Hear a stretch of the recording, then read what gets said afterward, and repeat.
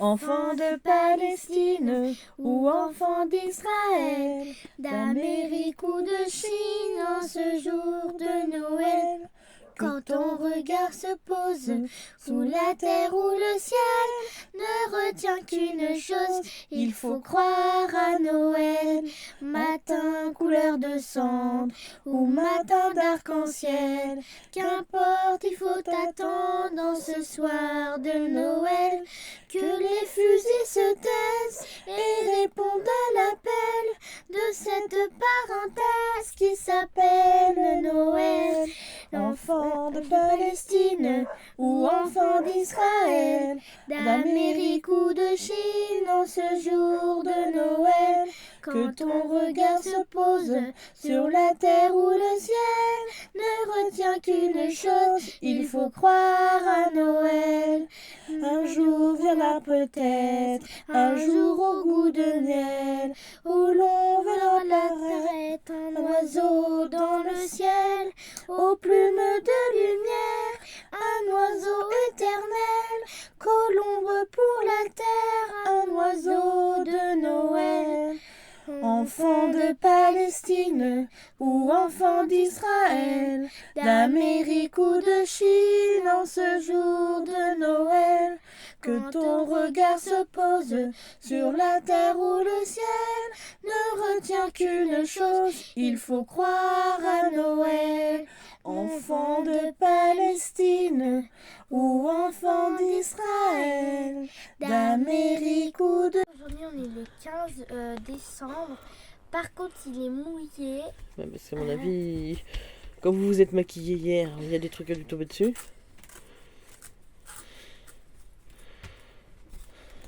C'est facile. Voilà, c'est un... Ah bah, il est même mouillé là. Qu'est-ce que vous avez trafiqué hier soir dans ta chambre? J'en sais rien du tout. Bon voilà, c'est un pinceau.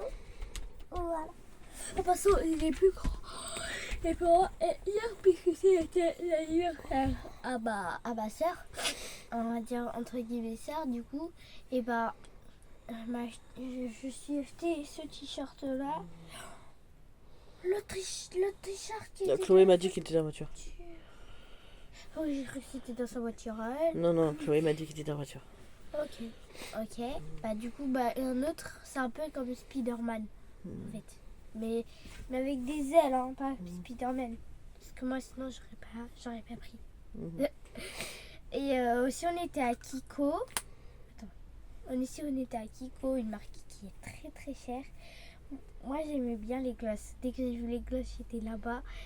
Mais on m'a acheté un rouge à lèvres. Dépêche-toi, t'entends Bien fluo. Oui, parce que j'étais à moins 50 ans. Et pour une fois, maman a s'est acheté du vernis à ongles. 3 vernis à ongles. Ouais. Une base. Ouais, un top coat. Et un vernis bleu, un vernis violet et un vernis Rose saumon. un peu, ouais, voilà. Corail, un peu. Ouais. Voilà, on fait au revoir à tout le monde. Bisous. Alors, bonjour à tous, c'est Aurélia, bienvenue sur ma chaîne. Et dans ce jour 15 du calendrier de l'Avent. Alors, aujourd'hui, je suis partie sur une thématique qui est chère à mon cœur aussi. Je suis partie sur le casse-noisette. Je vous l'ai déjà dit 50 milliards de fois. Le casse-noisette est mon conte préféré. Et la musique de Tchaïkovski, pour moi, sur le casse-noisette, c'est du pur génie. Voilà, donc là, je vais bientôt attaquer le casse-noisette en musique, puisque je vais le bouquiner en musique. Et je sais que ça va me faire un bien fou. Vraiment, j'aime... Alors, le lac des cygnes de Tchaïkovski est très beau. Je sais qu'il a fait Roméo et Juliette, parce que j'avais des extraits, pas tout, mais des extraits de ses musiques. Mais vraiment, celle du casse-noisette, pour moi, c'est le summum du summum. Donc, forcément, voilà, j'ai aussi le dessin animé de mon enfance, le casse-noisette. Voilà, je ne sais pas si certaines personnes s'en rappellent. Il était sorti dans une cassette vidéo. Mes parents l'avaient toujours, je crois qu'ils l'ont toujours en cassette vidéo. Et je l'avais trouvé sur YouTube.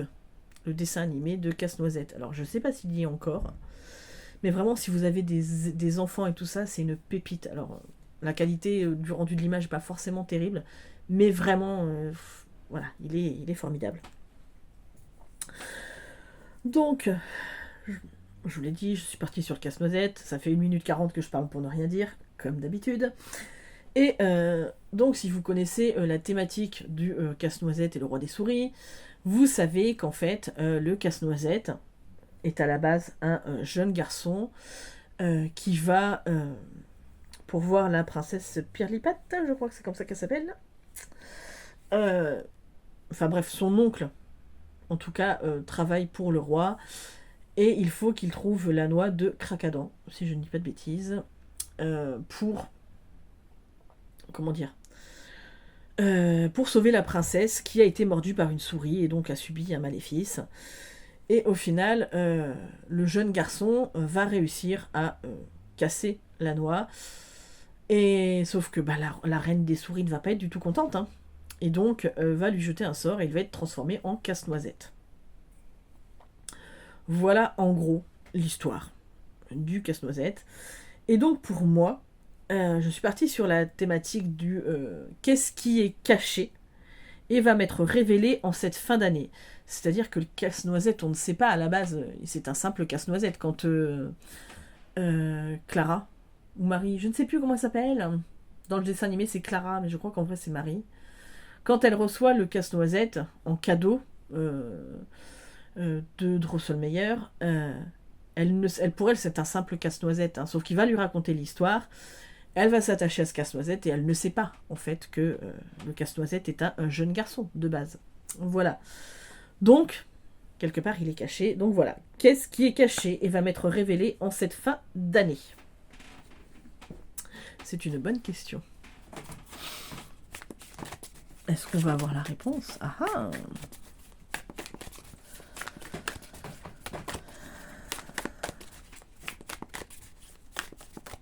Qu'est-ce qui est caché va m'être révélé que je suis fatiguée? Ah non, je le sais déjà. Qu'il est temps que les vacances arrivent? Ouais, ce serait bien. Je vous dis ça et en même temps j'ai envie de trouver du boulot. Donc on est parti sur le roi de coupe. Hop. Alors, tu es où toi qui t'es retourné? Là et là. Allez.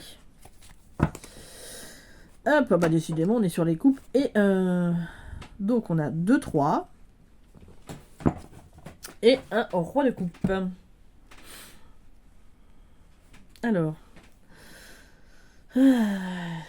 c'est ma situation personnelle, mais moi je vois quelque part que il va falloir passer au-dessus. Alors c'est rigolo parce que ça renvoie au message d'hier d'amitié. On a été déçus, nous l'année dernière, par certaines personnes, par les réactions de certaines personnes, où, avouons-le, le jour de l'an n'a pas été terrible. Et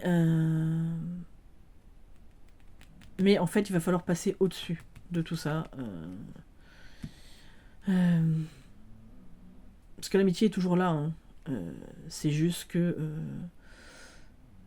autant dans l'année, on a vu ces personnes et tout ça, ça s'est bien passé. Mais là, c'est vrai que arrivé en fin d'année, les trucs qui sont passés l'année dernière ressortent. Hein. Et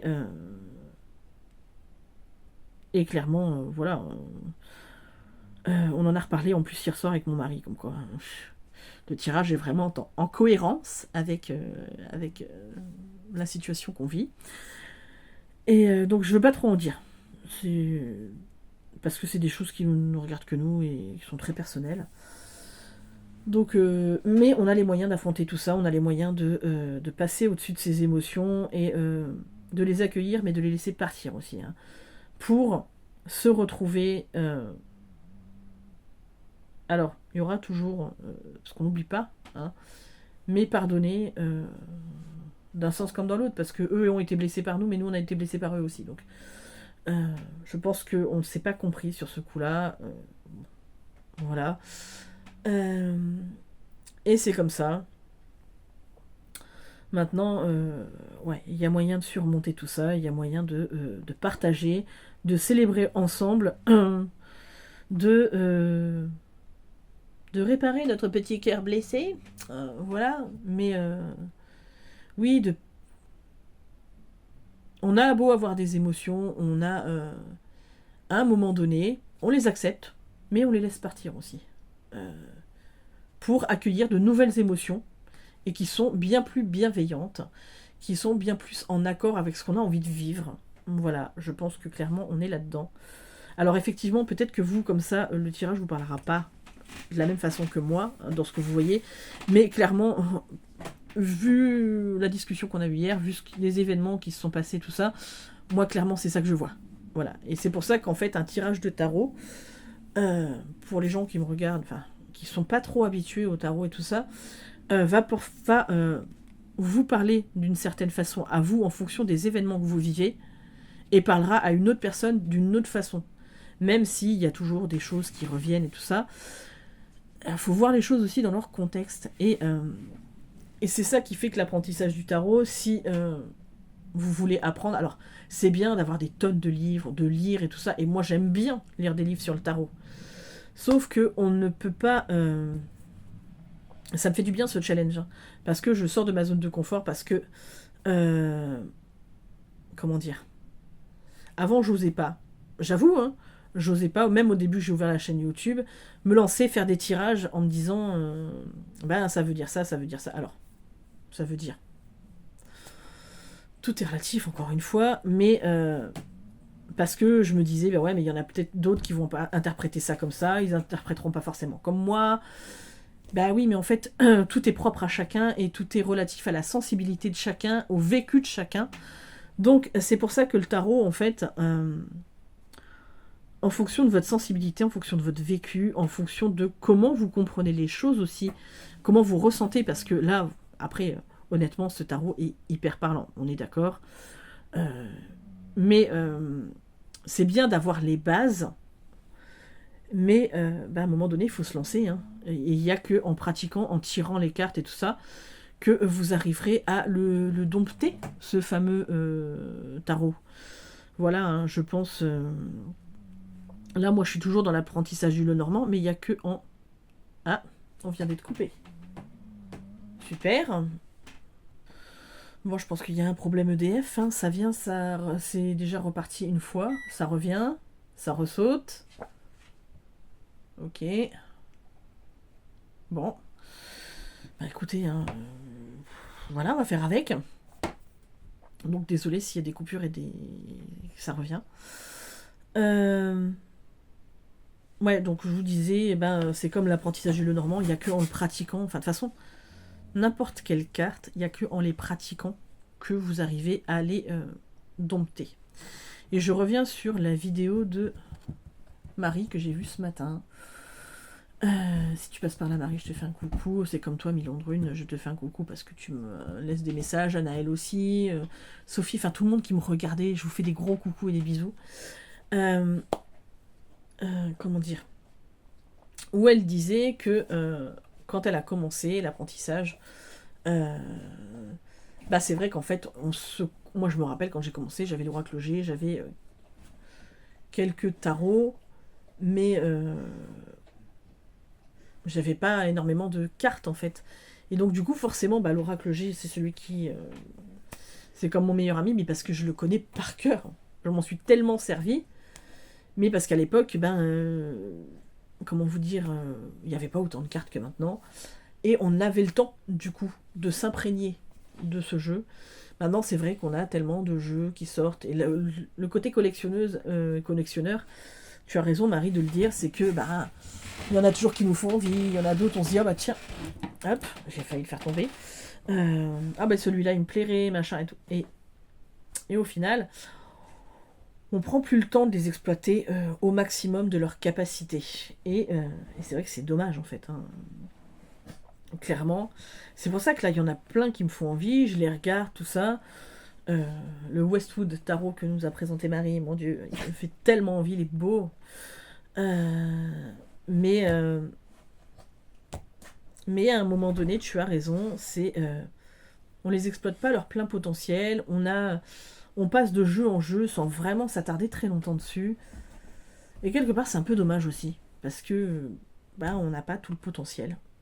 Bref, j'ai encore blablaté, hein, vous avez vu, et j'ai même pas encore tiré le message du jour. Voilà. Bref. Ah là là, on est parti. Le courant ne revient pas, ça m'inquiète. Ça m'inquiète. Je vais envoyer un message à mes beaux-parents après pour savoir s'ils ont l'électricité ou si ça vient de chez nous. Voilà.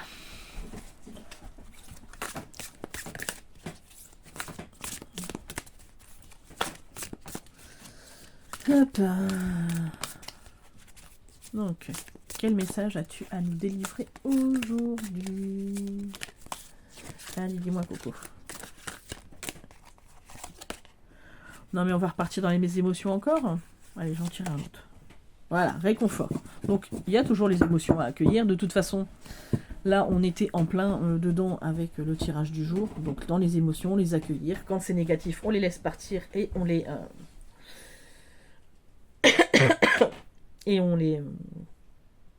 comment dire, on les évacue et on accueille les émotions, les bonnes émotions, les émotions bienveillantes. Mais en même temps, eh oui, on va trouver du réconfort dans notre chocolat chaud. En fait, quand les émotions sont lourdes, quand il y a des choses qui sont compliquées, faut trouver du réconfort là où on peut. Et des fois, juste un chocolat chaud fait du bien.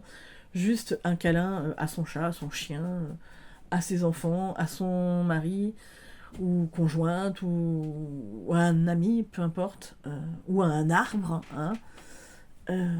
On peut trouver du réconfort dans plein de choses. Des fois, juste regarder une série ou un film qui nous fait du bien, ou lire un livre qui nous fait du bien. Enfin, faire une activité qui nous fait du bien, ça nous réconforte. Voilà. Et c'est hyper important, surtout dans ces périodes de fin d'année où souvent on pense aussi aux gens qui ne sont plus là, avec qui on aurait aimé fêter aussi. Alors qu'ils soient décédés ou qu'on ait perdu contact. Clairement, voilà, il faut trouver des moyens de se réconforter. Désolée, je parle depuis tout à l'heure et du coup, je commence à avoir soif. Un petit coup d'eau, ça fait du bien. Donc on va lire le message du Père Noël. Appelle un ou une amie et confie-lui tes soucis, ou écris tes idées et tes ressentis dans un carnet. C'est vrai que ça c'est hyper important aussi. Puis offre-toi un moment de paix et de silence dans un endroit confortable. Prépare-toi la boisson chaude de ton choix et sirote-la lentement en ne pensant à rien de précis. Laisse vagabonder tes pensées, ne les analyse pas, ne les retiens pas. Imagine-toi ensuite dans un lieu qui symbolise la paix pour toi. Une cabane au bord de l'océan, un chalet en montagne, une clairière au milieu d'une forêt. Écoute les bruits de la mer, du vent, des arbres. Sens les parfums, regarde les couleurs, observe les mouvements et caresse le sable, l'herbe, les feuilles. Prends le temps qu'il faut pour te sentir détendu et pour que tu te souris. Non, et pour que tu souris. Je sais pas pourquoi j'ai dit te souris. Bref, c'est pas grave. Tu peux aussi profiter d'un bain ou d'une douche en prenant ton temps. Mettre une musique douce, t'offrir un massage. Et l'affirmation du jour, c'est « Je prends soin de moi avec amour ». Et bien, tout à fait. Et ben voilà, c'était un très beau message encore pour aujourd'hui. Je vous fais d'énormes bisous. Je vous dis à demain pour le jour 16 du calendrier de l'Avent.